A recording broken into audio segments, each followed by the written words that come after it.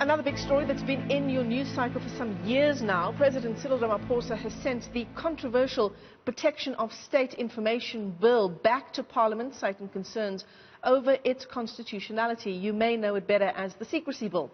Now, some aspects of this bill limit the rights of the public to access state information.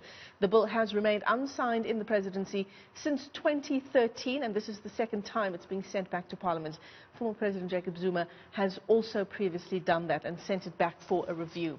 Now, the bill has been widely criticized by civil society organizations, with the Right to Know campaign hoping that the bill actually never sees the light of day. Let's unpack the story now. We're joined by the group's Thami Nkosi. Thami, good morning to you. I suppose as a journalist, the one aspect of the secrecy bill that is most alarming is the prospect of 25 years in jail for journalists publishing so-called classified information. We know when we think about state capture and the information that came out of several sources that had to remain, of course, secret, we depend on classified information to do our jobs, to hold government accountable. Well, good morning, and thank you for having us. I mean, can you imagine the travesty that would be if anybody, particularly journalists, were to be arrested for primarily doing their jobs? And I think we need to be frank and honest to say this bill in itself actually need not exist, because it cuts against the ethos of our democracy in relation to access to information, in relation to, state accountability and state transparency. So in essence, in as far as we're concerned, this needs to be shot and burned. So take us back to, and this is years back, to the origins of this bill. Well, I think we need to kind of go back and say, first and foremost, for us, this is a massive victory, for activism. For us, this is testament of the activism.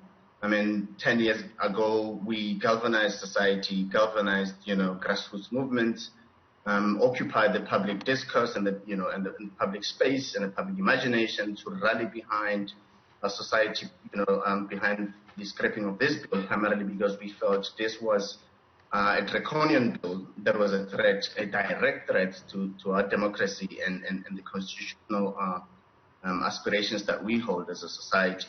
So it has been a long 10 years, and I must say, a lot has happened, a lot has been said, a lot still would need to be said, but I think this is one massive victory that we should actually be trumping up, primarily because this bill could have swiftly went through Parliament. I mean, clandestine plans to get it passed through Parliament, and the chief of it being the then Minister of State Security, Siyabonga Cwele.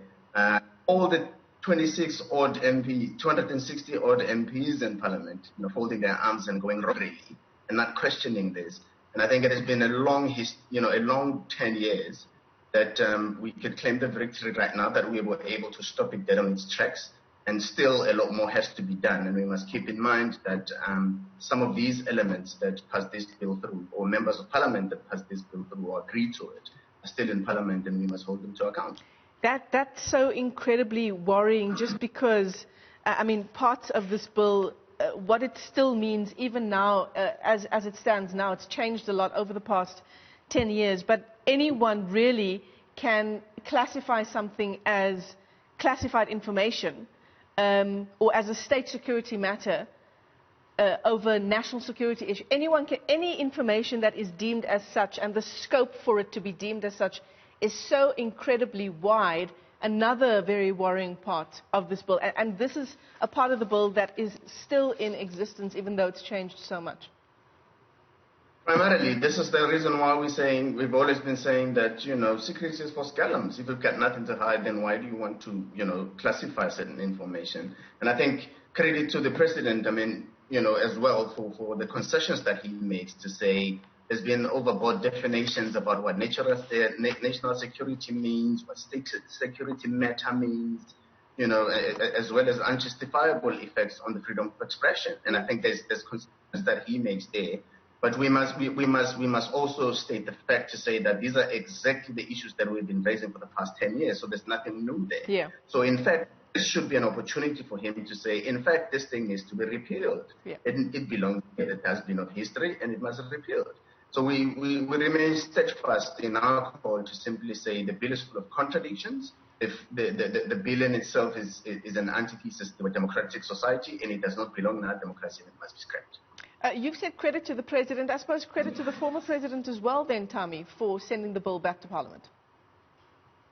Well, he had to put it back to Parliament because there was mounting civil society pressure, and I wouldn't say he did that out of his own accord. And given that this president also, 7 years after the bill had sat there and gathered dust, is putting it back there. So in essence, I'm primarily saying we acknowledge the fact that he's come out and said he's got issues, with the constitutionality of the bill in itself. But the truth of the matter is that these are the same issues that we've raised over the years. So it is nothing new. It's just mostly acknowledging the fact that in his letter to the Speaker of Parliament, he then acknowledges some of the things that we've been raising.